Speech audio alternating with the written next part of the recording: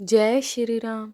जय हनुमान जी भक्तों। दिवाली से पहले आने वाली रमा एकादशी का हिंदू धर्म में बहुत महत्व है। इस दिन माँ लक्ष्मी जी के साथ साथ भगवान विष्णु जी की पूजा का विधान है। हिंदू पंचांग के अनुसार कार्तिक मास के कृष्ण पक्ष की एकादशी को रमा एकादशी कहा जाता है। यह एकादशी दिवाली से पहले आती है। रमा एकादशी का व्रत 9 नवंबर 2023 गुरुवार को रखा जाएगा। एकादशी तिथि भगवान विष्णु और माँ लक्ष्मी जी को समर्पित होती है। गुरुवार का दिन भगवान श्री हरि जी की पूजा के लिए अति उत्तम माना गया है। शास्त्रों के अनुसार जब कोई एकादशी गुरुवार को पड़ती है तो उसका महत्व और भी अधिक बढ़ जाता है। रमा एकादशी का व्रत करने वाले के लिए इसकी व्रत कथा को सुनना अत्यंत आवश्यक है, अन्यथा व्रत पूर्ण नहीं माना जाता है। तो आज की इस वीडियो में हम रमा एकादशी की व्रत कथा का श्रवण करेंगे। धर्मराज युधिष्ठिर कहने लगे कि हे भगवान, कार्तिक कृष्ण एकादशी का क्या नाम है, इसकी विधि क्या है, इसके करने से क्या फल मिलता है, सो आप विस्तार पूर्वक बताइए। भगवान श्री कृष्ण बोले कि कार्तिक कृष्ण पक्ष एकादशी का नाम रमा है। यह बड़े बड़े पापों का नाश करने वाली है। इसका महात्म्य मैं तुमसे कहता हूँ, तुम ध्यान पूर्वक सुनो। हे राजन, प्राचीन काल में मुचुकुंद नाम का एक राजा था। उसकी इंद्र के साथ मित्रता थी और साथ ही यम, कुबेर, वरुण और विभीषण भी उसके मित्र थे। यह राजा बड़ा धर्मात्मा, विष्णु भक्त और न्याय के साथ राज करता था। उस राजा की एक कन्या थी जिसका नाम चंद्रभागा था। उस कन्या का विवाह चंद्रसेन के पुत्र शोभन के साथ हुआ था। एक समय वह शोभन ससुराल आया। उन्हीं दिनों जल्दी ही पुण्यदायिनी एकादशी रमा भी आने वाली थी। जब व्रत का दिन समीप आया तो चंद्रभागा के मन में अत्यंत सोच उत्पन्न हुआ कि मेरे पति अत्यंत दुर्बल है और मेरे पिता की आज्ञा अति कठोर है। दशमी को राजा ने ढोल बजवाकर सारे राज्य में यह घोषणा करवा दी कि एकादशी को भोजन नहीं करना चाहिए। ढोल की घोषणा सुनते ही शोभन को अत्यंत चिंता हुई और अपनी पत्नी से कहा कि हे प्रिय, अब क्या करना चाहिए? मैं किसी प्रकार भी भूख सहन नहीं कर सकूंगा। ऐसा उपाय बतलाओ कि जिससे मेरे प्राण बच सके, अन्यथा मेरे प्राण अवश्य ही चले जाएंगे। चंद्रभागा कहने लगी कि हे स्वामी, मेरे पिता के राज में एकादशी के दिन कोई भी भोजन नहीं करता। हाथी, घोड़ा, ऊंट, बिल्ली, गो आदि वितरण अन्न, जल आदि ग्रहण नहीं कर सकते। फिर मनुष्य को तो कहना ही क्या। यदि आप भोजन करना ही चाहते हैं तो किसी दूसरे स्थान पर चले जाइए, क्योंकि यदि आप यहीं रहना चाहते हैं तो आपको अवश्य व्रत करना पड़ेगा। ऐसा सुनकर शोभन कहने लगा कि हे प्रिय, मैं अवश्य व्रत करूँगा। जो भाग्य में होगा वो देखा जाएगा। इस प्रकार से विचार करके शोभन ने व्रत रख लिया और वह भूख व प्यास से अत्यंत पीड़ित होने लगा। जब सूर्य नारायण अस्त हो गए और रात्रि को जागरण का समय आया, जो वैष्णव को अत्यंत हर्ष देने वाला था, परंतु शोभन के लिए अत्यंत दुखदायी हुआ। प्रातःकाल होते ही शोभन के प्राण निकल गए। तब राजा ने सुगंधित काष्ठ से उसका दाह संस्कार करवाया, परंतु चंद्रभागा ने अपने पिता की आज्ञा से अपने शरीर को दग्ध नहीं किया और शोभन की अंत्येष्टि के बाद अपने पिता के घर में ही रहने लगी। रमा एकादशी के प्रभाव से शोभन को मंदराचल पर्वत पर धन धान्य से युक्त तथा शत्रुओं से रहित एक सुंदर देवपुर प्राप्त हुआ।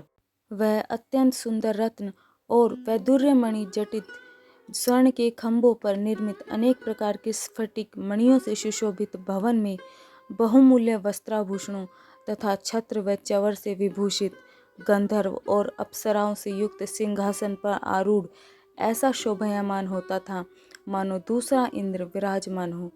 एक समय मुचुकुंद नगर में रहने वाले एक सोम शर्मा नामक ब्राह्मण तीर्थ यात्रा करता हुआ घूमता घूमता उधर जा निकला। उसने शोभन को पहचान किया कि यह तो राजा का जमाई शोभन है। उसके निकट गया। शोभन भी उसे पहचान कर अपने आसन से उठकर उसके पास आया और प्रणाम करके कुशल प्रश्न किया। ब्राह्मण ने कहा कि राजा मुचुकुंद और आपकी पत्नी कुशल है, नगर में भी सब प्रकार से कुशल है, परंतु हे राजन, हमें आश्चर्य हो रहा है। आप अपना वृतांत कहिए कि ऐसा सुंदर नगर जो न कभी देखा न सुना आपको कैसे प्राप्त हुआ। तब शोभन बोला कि कार्तिक कृष्ण की रमा एकादशी का व्रत करने से मुझे यह नगर प्राप्त हुआ है, परंतु यह अस्थिर है। यह स्थिर हो जाए ऐसा उपाय कीजिए। ब्राह्मण कहने लगा कि हे राजन, यह स्थिर क्यों नहीं है और कैसे स्थिर हो सकता है, आप बताइए, फिर मैं अवश्य ही यह उपाय करूँगा। मेरी इस बात को आप मिथ्या न समझिए। शोभन ने कहा कि मैंने इस व्रत को श्रद्धा रहित होकर किया है, अतः यह सब कुछ अस्थिर है। यदि आप मुचुकुंद की कन्या चंद्रभागा को यह सब वृतांत कहें तो यह स्थिर हो सकता है। ऐसा सुनकर उस श्रेष्ठ ब्राह्मण ने अपने नगर लौटकर चंद्रभागा से सब वृतांत कह सुनाया।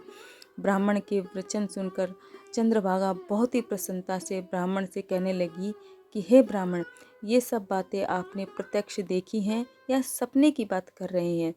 ब्राह्मण कहने लगा कि हे पुत्री, मैंने महावन में तुम्हारे पति को प्रत्यक्ष देखा है, साथ ही किसी से विजय न हो ऐसा देवताओं के नगर के समान उसका नगर भी देखा है। उन्होंने यह भी कहा है कि यह स्थिर नहीं है, जिस प्रकार वह स्थिर रह सके ऐसा उपाय करना चाहिए। चंद्रभागा कहने लगी कि हे ब्राह्मण, तुम मुझे वहाँ ले चलो। मुझे पतिदेव के दर्शन की तीव्र लालसा है।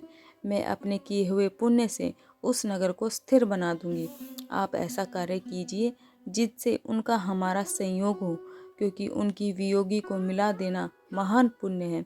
सोम शर्मा यह बात सुनकर चंद्रभागा को लेकर मंदराचल पर्वत के समीप वामदेव ऋषि के आश्रम पर गया। वामदेव जी ने सारी बातें सुनकर वेद मंत्रों के उच्चारण से चंद्रभागा का अभिषेक कर दिया। तब ऋषि के मंत्र के प्रभाव और एकादशी के व्रत से चंद्रभागा का शरीर दिव्य हो गया और वह दिव्य गति को प्राप्त हुई। इसके बाद वह बड़ी प्रसन्नता से अपने पति के निकट गई। अपनी प्रिय पत्नी को आते देखकर शोभन अति प्रसन्न हुआ और उसे बुलाकर अपनी बाईं तरफ बिठा लिया। चंद्रभागा कहने लगी कि हे प्राणनाथ, आप मेरे पुण्य को ग्रहण कीजिए। अपने पिता के घर में जब मैं 8 वर्ष की थी तब से विधि पूर्वक एकादशी के व्रत को श्रद्धा पूर्वक करती आ रही हूँ। इस पुण्य के प्रताप से आपका यह नगर स्थिर हो जाएगा तथा समस्त कर्मों से युक्त होकर प्रलय के अंत तक रहेगा। इस प्रकार चंद्रभागा ने दिव्य आभूषणों और वस्त्रों से सुसज्जित होकर अपने पति के साथ आनंद पूर्वक रहने लगी। हे राजन, यह मैंने रमा एकादशी का महात्म्य कहा है। जो मनुष्य इस व्रत को करते हैं उनके ब्रह्म हत्यादि समस्त पाप नष्ट हो जाते हैं। कृष्ण पक्ष और शुक्ल पक्ष दोनों पक्षों की एकादशियां समान हैं। इनमें कोई भी भेदभाव नहीं है, दोनों ही समान फल देती हैं। जो मनुष्य इस महात्म्य को पढ़ते अथवा सुनते हैं वे समस्त पापों से छूटकर विष्णु लोक को प्राप्त होते हैं। इस प्रकार श्री कृष्ण ने धर्मराज युधिष्ठिर को रमा एकादशी के महत्व को बताया।